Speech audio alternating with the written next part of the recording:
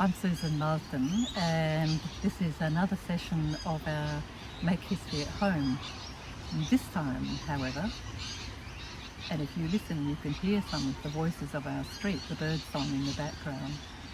We're talking about your locality, so moving out from yourself, moving out to the wider environment in which you live.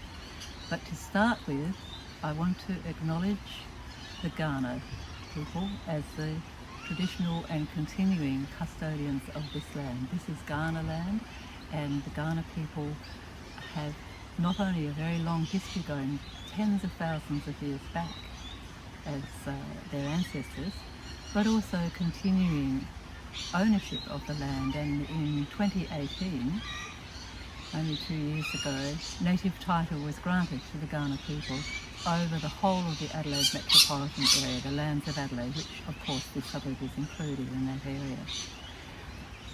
And as you can see in this beautiful historical sign that was prepared by the Burnside Historical Society and is in the reserve just around the corner from our house in Moorcroft Reserve, this is a painting in 1854 showing the Kaurna people camped and living here, probably very close to where we stand.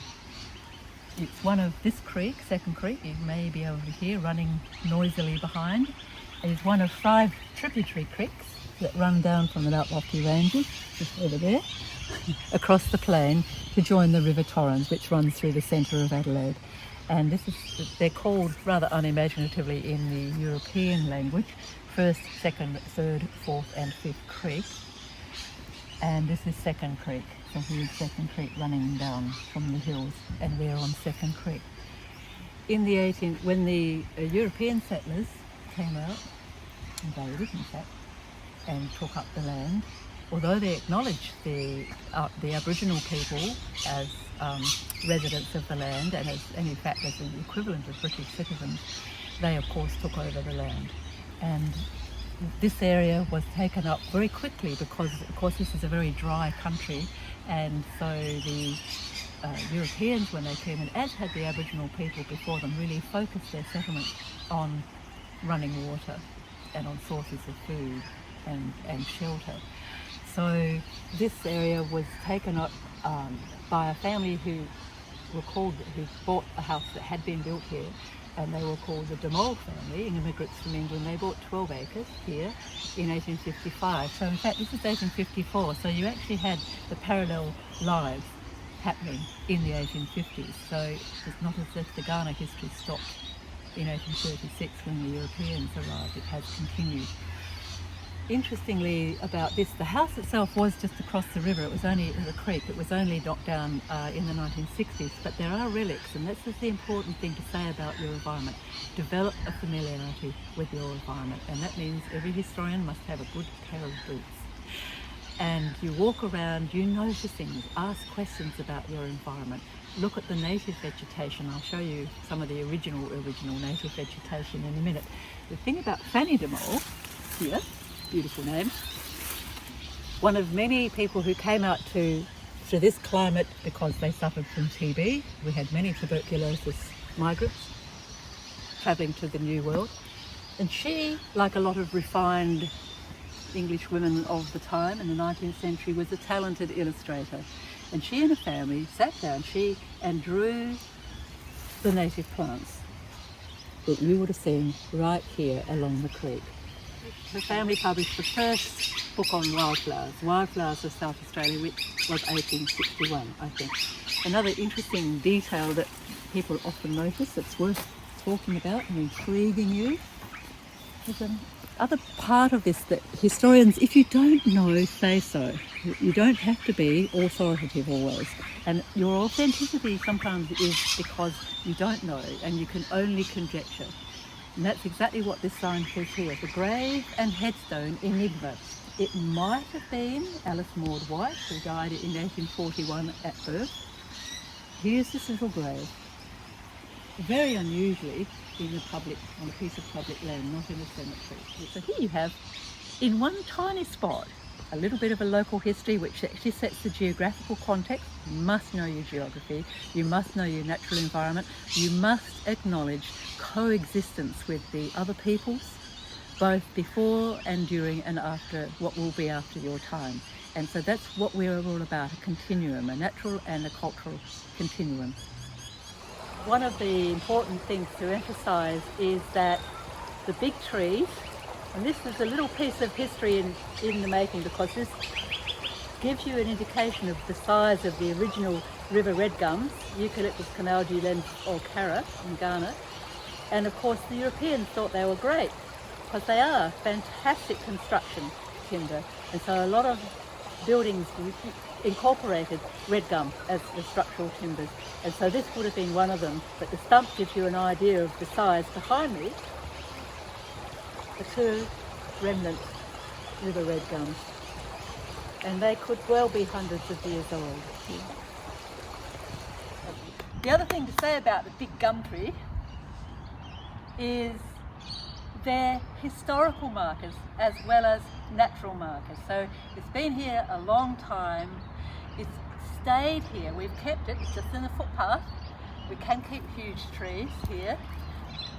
It's a cultural marker as well, both for the Kaurna people, but also a cultural marker because I was able to stand in the street with the photographs when Margaret actually stopped when I was walking here recently, and to see this stood next to the gates of Erindale. The gates are gone, the house is gone, the tree is still here. As part of this session, Voices of the Street, we've actually talked to the people in the street. And there's some examples of some of the people we've talked to and some of the places that we're looking at in Rosalind Street. That's down the western end of Rosalind Street, looking down. There I am standing next to the sign. Here's some of the details of what we've photographed, the old bridge that led to the original property of Erindale, looking down Rosalind Street from the other end. This big gum tree here marks the gates, where the gates of Erindale once were. Here's a picture of our own house, and it's embowered in trees. And some of the other houses, a new house that's been built at the end of the street. And actually looking back here, this beautiful, beautiful old stone wall that runs the full length of Rosalind Street, including past our house, was one of the boundary walls. Working our way down, you can see the whole range of the native vegetation that is actually still here, some of it remnant vegetation. And as we'll talk about later, Voices of the Street include members of the Burnside Historical Society and protest about what is and isn't being done in the locality. I'm Derek Ransbury, President of the Burnside Historical Society. And where are we? And we are in Moorcroft Reserve and looking at why this shouldn't be, or that this should be, a historical precinct. This is Susan Marsden interviewing Dr. Jeff Martin. Can you give me your name and your address, Jeff? Jeff Martin, and we're at 5 Lock Avenue, Erindale. And it's the 2nd of June 2020, I should add that date. So Jeff, we were talking earlier about you having really had 2 lives here in this area, haven't you? Can you explain what we mean by that? Certainly. The block on which we now live was part of my grandmother's property, and it was subdivided in the late 40s and early 50s. My grandmother gave this part of her property to my parents as a wedding present in the mid-40s, and reluctantly she allowed them to sell it when we moved to England in the early 50s. Some nice people called Winter built this house on that property, and we bought it back from the Winters. So it's only ever had 2 owners. I grew up with this being my grandmother's back block. Where we are now was the water tank on that property. And the Lock Avenue street did not exist. It was the dividing line between my grandmother's property and the adjacent property belonging to the Pridmores, which fronted in those days onto Glenburn Road. That has long since been subdivided. And when my grandmother also subdivided part of her property, Lock Avenue was driven in along that dividing line to provide access to the new properties. What was your grandmother's name? Hazel Hayward. And were there other Haywoods in the area, in the vicinity? Oh yes, indeed. Not in this immediate area. My mother's family were mostly in North Adelaide and Tusmore. My great-grandfather was a local doctor who moved to the Royal Adelaide when it was founded in the late 19th century, but he lived in North Adelaide. Can I ask you then, speaking of doctors in the family, how long have you been a local GP here? About 45 years now. Have you? Yeah. And I asked you, what kind of social change have you seen in that time? It's remained a fairly remorselessly middle-class, upper middle-class area, partly because the land and the properties are expensive, although it has changed a little over the last decade or so with the knocking down and subdividing of traditional quarter-acre blocks and building of duplex houses, which are more affordable. But it is still, I think, mostly second home rather than first home buyers in this area. There's been a steady rotation of younger families though, and I spent a long time as a GP obstetrician and delivered a couple of thousand babies, most of them from this area. And you yourself were a baby in this area too, and you remember the original house after which this suburb was named. Can you tell me about that? Oh, very well.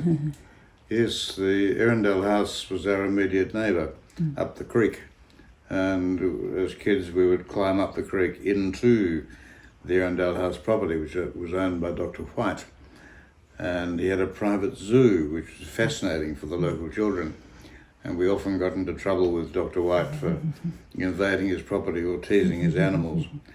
The creek was, as always with kids, a continual source of entertainment and fascination, catching tadpoles and breeding frogs and so on.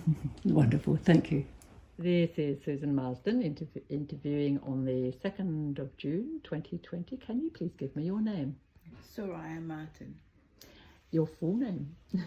Sharifa Soraya Ahmed Martin. Beautiful, thank you.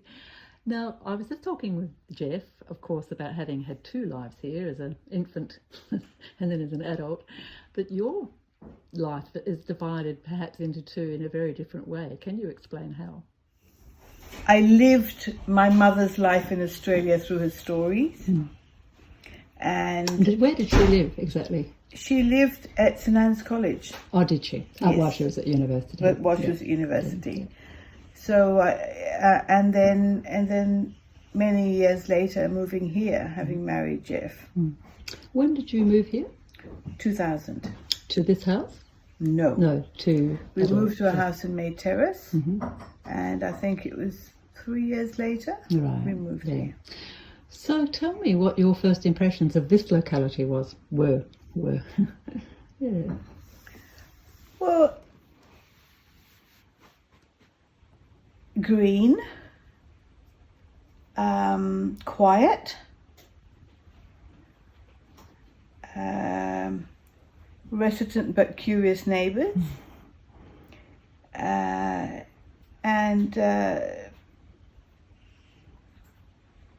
freedom of a kind for the children, because they were free to wander around. It was safe for them to run around and play, but it was I felt very awkward because I felt I was the only non-white person in the area that I could see when we first moved in. Did you have any racist reactions, or was it subtler than that?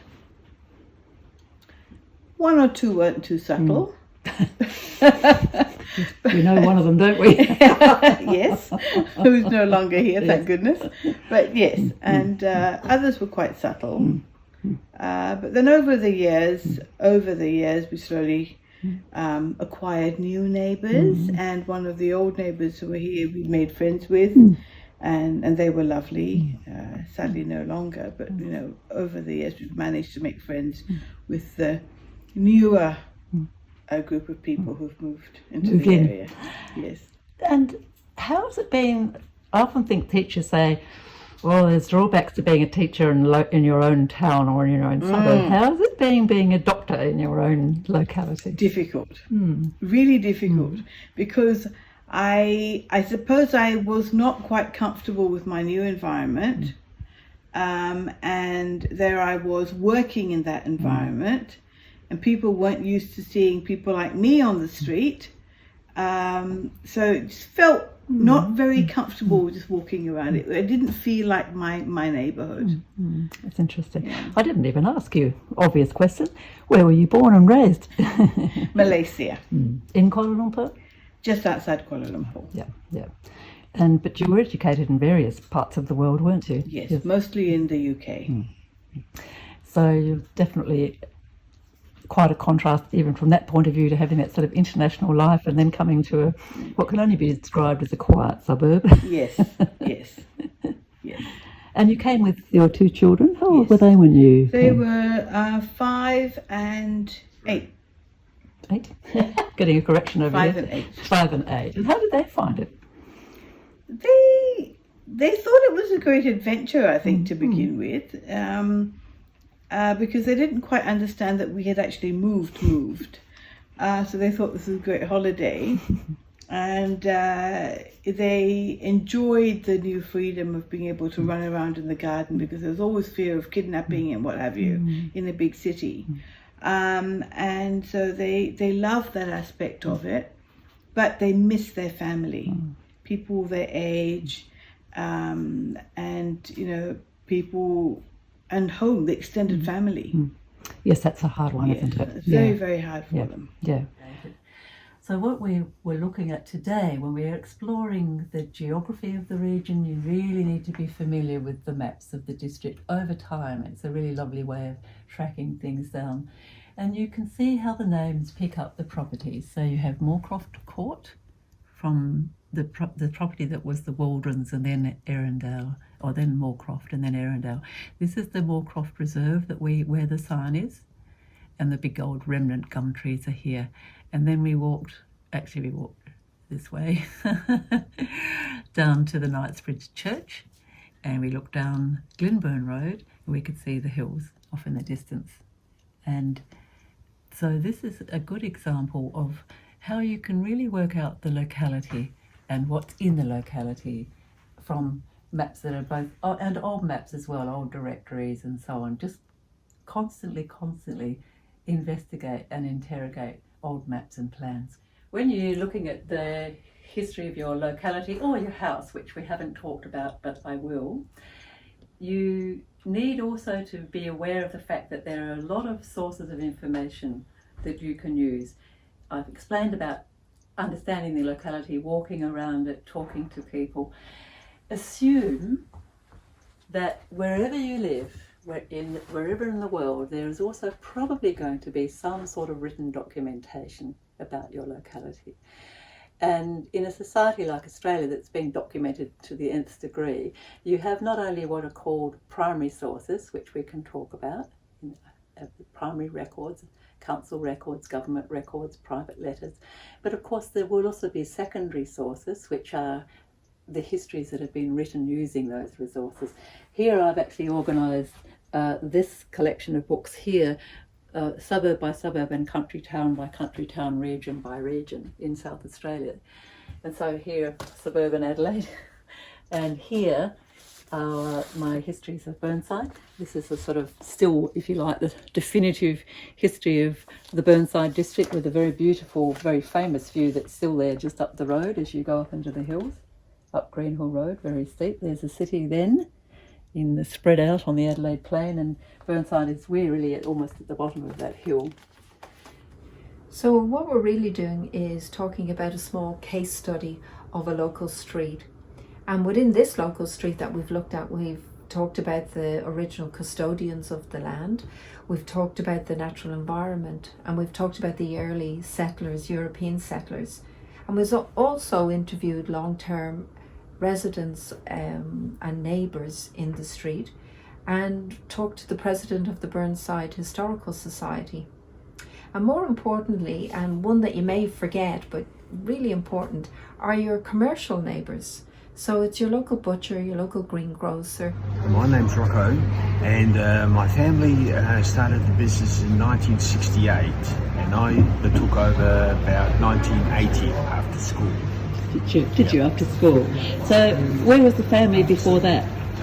Before that, they came from Italy here, and Dad worked in the Adelaide Hills in Mr. Watton as a market grower back then, and then after that he stayed there for about 4 years, and then he found a job in the railways department, and then he moved to the gas, and then after that he started his own first fruit shop back in 1964.